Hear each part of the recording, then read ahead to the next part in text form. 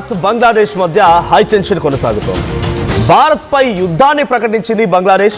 అక్కడి దేశస్తులని, సామాన్య ప్రజల్ని కూడా ఈ యుద్ధంలోకి దింపుతోంది. భారత్కు వ్యతిరేకంగా నినాదాలే కాకుండా భారతీయులైనటువంటి హిందువుల పైన లేదు, బంగ్లాదేశీలైనటువంటి హిందువుల పైన కూడా దాడులు జరుగుతున్నాయి. ముఖ్యంగా హిందువులపై అక్కడ దాడి జరగగల ప్రధాన కారణం భారతదేశం అంటేనే హిందువుల జనాభా అత్యధికంగా ఉన్నటువంటి దేశం హిందూస్థాన్ అని చెప్తూ ఉంటారు. That not only represents Hindu religion అనే కాదు, అది రకరకాల డెరివేషన్, అంటే హిందూస్థాన్ డెరివేషన్ రకరకాల సింధ్ సంబంధించినటువంటి నది నుంచి కానివ్వండి, సింధుస్థాన్ కాస్త హిందూస్థాన్గా మారింది. కానీ దేశ విదేశాల్లో హిందువుల జనాభా అత్యధికంగా ఉన్నటువంటి దేశం భారతదేశం మాత్రమే. సో ఇప్పుడు భారత ప్రభుత్వానికి, భారతదేశానికి వ్యతిరేకంగా యుద్ధం చేస్తున్నటువంటి ఈ తరుణంలో హిందువులపై బంగ్లాదేశ్లో చాలా మారణకాండని సృష్టించడం పెద్ద ఎత్తున ఆందోళన కలిగిస్తోంది. ఊచకోతకు వస్తున్నారని చెప్పాలి. ఈ మాట చెప్పడానికి నాకు చాలా ఇబ్బందిగా ఉంది, బాధగా కూడా ఉంది. కానీ అక్కడ జరిగినటువంటి సంఘటన మీకు కన్వే చేయడం కోసం మాత్రమే ఈ విషయాన్ని మీకు చెప్పే ప్రయత్నం చేస్తున్నాను.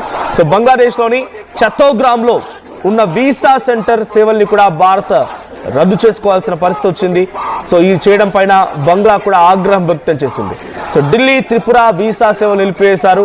సో భారత వ్యతిరేకి విద్యార్థి నాయకుడు షరీఫ్ సౌదీ హత్యతో ఒక్కసారిగా బంగ్లాదేశ్, భారత్ మధ్య మరింతగా ఉద్రిక్తత పరిస్థితులు దారితీశాయి.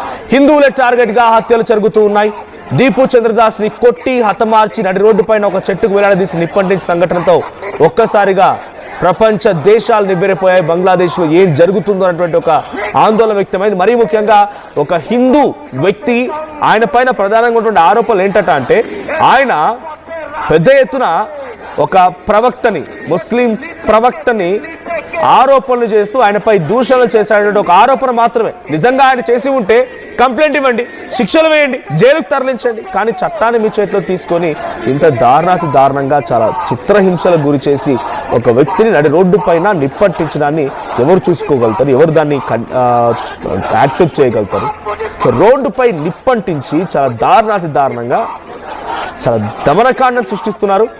సో అయితే దీంట్లో పాకిస్తాన్ అండ చూసుకొని బంగ్లాదేశ్ విర్రవీగుతున్నట్టు అర్థమవుతోంది. ఆ పిచ్చి కుక్క సపోర్ట్ తీసుకొని ఈ వెర్రి కుక్క ఎగిరెగిరి పడుతోంది. సో అదేమో పిచ్చి కుక్క, ఆ పిచ్చి కుక్కని తరిమి కొట్టాం, ఈ ఎర్రి కుక్కని కొంత కంట్రోల్ చేయడానికి మన పెద్ద పనేం కాదు. కానీ ఇక్కడ భారత ప్రభుత్వం కూడా సంయమనం పాటిస్తోంది. సో 2022లో బంగ్లాదేశ్లో జరిగినటువంటి సెన్సెస్ ప్రకారంగా బంగ్లాదేశ్లో 1,30,00,000 జనాభా భారతీయులు ఉన్నారు. 1,31,30,109 మంది ఎగ్జాక్ట్గా నెంబర్ చెప్పాలంటే. So almost all 7% of the population హిందూసే ఉన్నారు. ఇప్పుడు వీళ్ళంతా ఇబ్బంది పడుతూ ఉన్నారు. ఒక్కొక్కరిగా మహిళలపై దమనకాండ సృష్టిస్తున్నారు. మహిళలపై అత్యాచారాలు చేయడాలు, మహిళలపై అఘాయిత్యానికి పాల్పడ్డాలు, మహిళల్ని వివస్త్రంగా చేసి వారిని ఇబ్బందులకు గురి చేయడాలు, నడి రోడ్డుపై కొట్టడాలు, తన్నడాలు, రక్కడాలు, వాళ్ళని హతమార్చే ప్రయత్నం చేయడాలు జరుగుతూనే ఉన్నాయి. సో బంగ్లాదేశ్ అనేది ప్రపంచ దేశాల్లో 3rd largest country in Hindu population. అతిపెద్ద లార్జెస్ట్ కంట్రీ, 3వ లార్జెస్ట్ కంట్రీ హిందూ పాపులేషన్లో. సో ఇప్పుడు వారంతా కూడా ఇబ్బంది పడుతున్నారు. సో రోజుకి అక్కడ సిచ్యువేషన్ ఎక్స్ట్రీమ్గా మారిపోతోంది. సో ముఖ్యంగా బంగ్లాదేశ్ ఉన్నటువంటి సైలెట్, రంగపూర్, కుల్నా అండ్ బరిసాల్, ఈ 3 డివిజన్లో ఎక్కువగా హిందూ పాపులేషన్ ఉంది. సో ఈ హిందూ పాపులేషన్ ఇప్పుడు అంతా కూడా ఆందోళన వ్యక్తమవుతోంది. సో చటోగ్రామ్, ఇందాక నేను చెప్పినటువంటి చటోగ్రామ్ దగ్గరే కేవలం 9,82,000 మంది నివసిస్తున్నారు హిందువులు. సో వీళ్ళందరినీ కూడా ఇక్కడ కనిపించినటువంటి ఈ ఉగ్రమూకలు, నేను ఎందుకు మాట్లాడుతున్నాను ఉగ్రమూకలు అనే మాట అంటే, పాకిస్తాన్కి సంబంధించినటువంటి ఆ జైష్ ఈ మహమ్మద్ ఉగ్రవాద సంస్థకు సంబంధించినటువంటి దుర్మార్గులు, నీచ్ కమిన్ కుత్తేగాళ్ళు ఈ ప్రాంతానికి వచ్చి సుమారుగా కొన్ని నెలల పాటుగా తిష్ట వేసుకొని కూర్చున్నారు. కారణం భారతదేశాన్ని ఇబ్బందులకు గురి చేయాలి, భారత్ని ఒక కుట్రలు పన్నాలి, భారత్ పై కుట్రలు పన్నాలంటే హిందువుల పైన దాడి చేస్తే సరిపోతుందని ఒక దురాలోచనతో, ఒక పిచ్చి ఆలోచనతో అక్కడి వాళ్ళందరినీ రెచ్చగొట్టి పెయిడ్ ఉద్యమాలని, కృత్రిమ ఉద్యమాలకు తెరలేపి ఈ రకమైనటువంటి దుర్మార్గానికి పాల్పడుతున్నారు. సో షరీఫ్ సౌదీ అక్కడ ఒక ప్రొఫెసర్, ఢాకా యూనివర్సిటీకి సంబంధించిన ఒక ప్రొఫెసర్, గతంలో ఒక విద్యార్థి. వాడు గతంలో షేక్ హసీనా చనిపోయాడు. బట్ షేక్ హసీనా ప్రభుత్వం అక్కడ ఉన్నప్పుడు అవామీ లీగ్ పార్టీకి వ్యతిరేకంగా, తను తీసుకున్న నిర్ణయాలకు వ్యతిరేకంగా, గతంలో షేక్ హసీనా అక్కడ అధికారంలో ఉన్నప్పుడు, తను ప్రధానిగా వ్యవహరిస్తున్నప్పుడు రిజర్వేషన్లకు సంబంధించి ఏదైతే ఉద్యమాలు జరిగాయో ఆ ఉద్యమానికి కొంత వెన్నుదన్నుగా ఉండి ఆ ఉద్యమానికి సంబంధించి ఒక స్పోక్స్ పర్సన్గా ఉన్నటువంటి వ్యక్తి ఈ షరీఫ్ సౌదీ. సో వీడు మొన్న మళ్ళీ షేక్ హసీనాని భారత్ మాకు అప్పగించాలని చెప్పి ఉద్యమాలు చేస్తూ కృత్రిమ ఉద్యమాన్ని సృష్టించి ఆ పాకిస్తాన్ వెరవ రెచ్చగొట్టడంతో రెచ్చిపోతూ చేసిన ఉద్యమానికి లోపలేదో అంతర్యుద్ధం జరిగిపోయి వాడిని ఎవరు 4 గన్లు పరి పేల్చేశారంట. గన్ను పట్టి కాల్చి అక్కడి నుంచి పరారైపోయారు. అయితే దీనికి కూడా ఇప్పుడు బంగ్లాదేశ్ ఏమంటోందంటే షరీఫ్ సౌదీ అనేటువంటి మా ఉద్యమ నాయకుడి యొక్క మరణానికి కారణం భారతదేశం. అరే మీరు కొట్టుక చచ్చి మీ దాంట్లో మీరు గొడవలు పెట్టుకొని షేక్ హసీనాని మీ ప్రధానిగా ఉన్న సమయంలో మీపై దాడి చేయమని భారత్ చెప్పిందా? మీ అక్కడ సామాన్య ప్రజల్ని చంపేయమని భారత్ చెప్పిందా?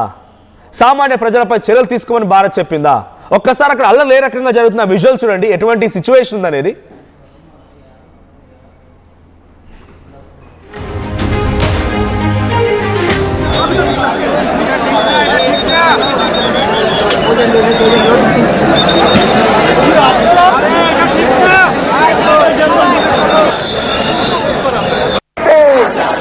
সংসদে সংসদে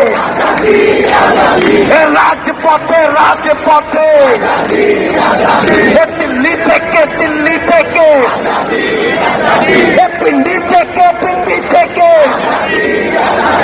মস্কো থেকে రైట్, చూడండి అక్కడ ఆజాదీ ఆజాదీ అంటున్నారు. ఆల్రెడీ మీకు ఆజాదీ అంటే మీకు ఫ్రీడమ్ ఇచ్చిందే భారతదేశం. ఆ రోజు ఆ సిచ్యువేషన్లో మీకు పాకిస్తాన్ మధ్య జరిగిన విభేదాల్లో భారతదేశం కనుక లేకపోయి ఉంటే మీ పరిస్థితి ఏంటి?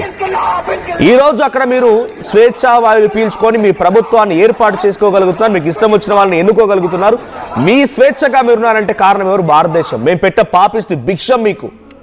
దాట్స్ 100% అది హిస్టరీలో ఉంది. బంగ్లాదేశ్కి భారత్ ఇచ్చినట్టు ఒక భిక్ష. ఆ దేశమే బంగ్లాదేశ్ అనే దేశం ఏర్పడిందే భారతదేశం యొక్క దయా కరుణ కటాక్షాలతోని, మా భారతీయ ఆర్మీ యొక్క తెగింపుతోని, వాళ్ళ పవర్తోని, వాళ్ళ ధైర్యంతోని, వాళ్ళ పోరాటంతోని. కొన్ని వందల మంది, వేల మంది మరణించారు. భారతీయ ఆర్మీకి సంబంధించి కొన్ని వేల మంది మరణిస్తే మరికొంతమందికి చాలా తీవ్రంగా గాయాలైపోయి ఆసుపత్రిలో చికిత్స పాలైపోయి మరణించిన వారు కూడా ఉన్నారు. అటువంటి దయా కటాక్ష కరుణాల మధ్య బంగ్లాదేశ్ లాంటి దేశం ఏర్పడితే ఇప్పుడు మీ పిచ్చి కుక్కలు తెలుస్తున్న వెదవలంతా మళ్ళీ భారత్పై యుద్ధాన్ని దిగుతారా? వాళ్ళ యుద్ధం అంతా ఏంటో తెలుసా? షేక్ హసీనాని అప్పగించాలని చెప్పి. ఎస్, అది మీకు కావాలనుకుంటే లీగల్ ప్రొసీజర్స్ ఉన్నాయిరా వెదవ, చదువుకోండి జరా. మీరు యూఎన్ఓలో అప్లై చేసుకోండి, యునైటెడ్ నేషన్స్ ఆర్గనైజేషన్లో మీరు ఛాలెంజ్ చేయండి, భారత్ని ఛాలెంజ్ చేయండి. భారత్కి లీగల్గా ఎటువంటి కాన్సిక్వెన్సెస్ ఫేస్ చేయాలనుకుంటే భారత ప్రభుత్వం వ్యతిరేకంగా కాన్సిక్వెన్సెస్ ఫేస్ చేయండి. కానీ అనవసరంగా అమాయకులైనటువంటి ఆ హిందువుల పైన మీరు చేసినటువంటి దమనకాండ మారణకాండ ఏదైతే ఉందో డెఫినెట్గా అంతకంతకి అనుభవించాల్సి వస్తుంది. అక్కడ ఎందుకు హిందువులపై దాడి జరుగుతోంది ఈ స్థాయిలో అంటే అక్కడ హిందువులు మైనార్టీలుగా ఉన్నారు కాబట్టి, హిందువుల శాతం కేవలం 7%గానే ఉంది కాబట్టి, హిందువులు మైనార్టీగా ఉన్నారని చెప్పి గతంలో కూడా షేక్ హసీనా ప్రధానిగా ఉన్న సమయంలో కూడా రిజర్వేషన్ల పేరిట జరిగిన ఉద్యమాల్లో హిందువులే ఎక్కువగా అక్కడ మరణించింది, హిందువులపైన దాడులు జరిగాయి. అయితే షేక్ హసీనా కొద్దిగా హిందువుల వైపుగా కనబడి నేను లిబరల్ గా ఉంటా, అందరూ నాకు సమానమైన రకంగా వ్యవహరించేది కాబట్టి షేక్ హసీనా ఈ రోజు వారికి వ్యతిరేకంగా అయింది. వారు షేక్ హసీనాని అక్కడ బంగ్లాదేశ్ నుంచి తరిమి కొట్టారు, తన నివాసాన్ని చుట్టుముట్టారు, తన ఆస్తులను మొత్తం ధ్వంసం చేశారు. తను మొత్తంగా ఈ రోజు మరణశిక్ష విధించేంత వరకు కారణమయ్యారంటే అక్కడ ఉద్యమాలే. తనకు మరణశిక్ష విధించారు. తను శరణార్థిగా భారతదేశపు ప్రభుత్వం సంరక్షణలో ఉంది. సో శరణార్థిగా వచ్చిన ఆవిడని మనం వెళ్ళిపోని తరిమి కొట్టలేం కదా. వాళ్ళు లీగల్గా ఏం కాన్సిక్వెన్సెస్ ఫేస్ చేయాలనుకుంటారు బంగ్లాదేశ్ ఫేస్ చేస్తే అప్పుడు తను అంగీకరిస్తే వెళ్ళడానికి మన అబ్జెక్షన్ ఏం లేదు. వాళ్ళు వెళ్తా అంటే మనం ఆపుతున్నామా? ఆ రోజు షేక్ హసీనా ప్రధానిగా ఉన్న సమయంలో అక్కడ బంగ్లాదేశ్ వాళ్ళని పోలీసులకు ఆదేశాలు జారీ చేసి చంపేయమని చెప్పి భారతదేశం ఎక్కడైనా చెప్పిందా? భారతదేశం ఆ షేక్ హసీనాకు సలహా ఇచ్చిందా, సూచన ఇచ్చిందా, లేదంటే భారత ఆర్మీ ఏదైనా పార్టిసిపేట్ చేసిందా? మీ దాంట్లో మీరు కొట్టుకు చచ్చారు, మీ దాంట్లో మీరు ఉద్యమాలు చేసుకున్నారు. మీ పాపిస్ట్ దేశంలో దేశాన్ని నడిపేటువంటి దయా ఏం లేక, దేశాన్ని నడిపేటువంటి ధైర్యం లేక, దేశాన్ని నడిపేటువంటి సత్తాలు లేక మీ దాంట్లో మీరు కొట్టుకు చచ్చారు. ప్రభుత్వానికి ఎలా సహకరించాలి, ప్రభుత్వ యంత్రాంగంతో ఎలా ఉండాలి, అధికారులతో ఎలా ఉండాలి, సహచర అధికారులతో ఎలా ఉండాలి, ముఖ్యంగా సామాన్య జనం అంతా కలిసి ఏ రకంగా ఉండాలని తెలివి ఆ దద్దమ్మ మీ దగ్గర మీ ప్రజలుగా ఉన్నారు కాబట్టి ఉద్యమాలు జరుగుతున్నాయి. అక్కడ కృత్రిమ ఉద్యమాలు, ఇవన్నీ కూడా ఆర్టిఫిషియల్ ఉద్యమాలు. ఉదాహరణకి ఇప్పుడు షేక్ హసీనా అప్పగించమని ఉద్యమాలు నడుస్తున్న తరుణంలో హిందువులపై దాడి చేయాల్సిన అవసరం ఏమొచ్చింది? సరే, హిందువులపై దాడి చేస్తున్నారు, లేకుండా ఉద్యమాలు చేస్తున్నారు, ఇక్కడ ఓ రకంగా ఊచకోత కోస్తున్నారు. సో ఆ రకంగా చేయడం మూలంగా మీకు అక్కడ ఏదైనా ఉద్యోగ అవకాశాలు వస్తాయా? ఏదైనా వెల్త్ పెరిగిద్దా, లేదా మీ హెల్త్ డిపార్ట్మెంట్ పెరిగిద్దా, మీ అందరికీ బతుకులు బాగైతే ఏం కాదు, వీళ్ళకేమో ఒరిగేది లేదు. అక్కడ జరుగుతుందల్లా ఫిబ్రవరిలో ఎన్నికలు ఉన్నాయి బంగ్లాదేశ్లో, December 29 నామినేషన్స్ లాస్ట్. అక్కడ ఇప్పుడున్నటువంటి ఏదైతే పార్టీ తాత్కాలిక ప్రభుత్వాన్ని ఏర్పాటు చేసిందో మొహమ్మద్ యూనస్, ఆ పార్టీ మళ్ళీ అధికారంలోకి రావాలంటే వాడికి ఏదో ఒక ఎమోషన్ కావాలి, ఏదో ఒక సిచ్యువేషన్ కావాలి. వన్ సైడ్గా కొత్త చిన్న చిన్న పార్టీలు కూడా వచ్చాయి. సో అవామీ లీగ్ ఇక్కడ కంటెస్ట్ చేయట్లేదు. షేక్ హసీనా పార్టీకి పోటీలు లేకుండా రాజ్యాంగబద్ధంగా దానిపై బ్యాన్ విధించారు. ఆ తర్వాత వ్యక్తిగతంగా వాళ్ళంతా పోటీలో ఉన్నారు కాబట్టి ఎమోషన్ కావాలి, మళ్ళీ నేనే ప్రధాని కావాలి, నాకు ఎమోషన్ కంటిన్యూ అవ్వాలని చెప్పి మొహమ్మద్ యూనస్ అనేటువంటి వ్యక్తి షేబాజ్ షరీఫ్తో కలిసి ఆడుతున్నటువంటి ఒక దొంగ నాటకపు ఉద్యమం ఇదంతా కూడా, ఒక నీచ్ కమిన్ కుత్తేగాలు చేసే ఉద్యమం ఇదంతా కూడా. దీంతో ఎటువంటి ఉపయోగం లేదు. కానీ అనవసరమైనటువంటి అమాయకపు హిందువులు మరణిస్తున్నారు, వారిపై ఊచ కోతకు వస్తూ ఉన్నారు, నడి రోడ్డు పైన నిప్పంటిస్తున్నారంటే ఎంతటి దమనకాండ సృష్టిస్తున్నారు అర్థమవుతోంది. మహిళల పైన చాలా దారుణాతి దారుణంగా నడి రోడ్డు పైన వాళ్ళని వివస్థనగా చేస్తున్నారు, వాళ్ళని కొడుతున్నారు, తంతున్నారు, నరుకుతున్నారు. నిజంగా చెప్పాలంటే నాకే ఇబ్బందిగా ఉంది. సో ఈ ఉద్యమాలు నిజంగా ఇంతటి స్థాయిలో ఉంటాయా? అవి ఉద్యమాలు అంటారా? అవి ఉద్యమాలు కాదు, ఊచ కోతలు. బంగ్లాదేశ్లో జరిగేటువంటి ఈ దమనకాండ ప్రపంచ దేశాలు చూస్తూనే ఉన్నాయి. కానీ డొనాల్డ్ ట్రంప్ లాంటి వ్యక్తి కూడా దీని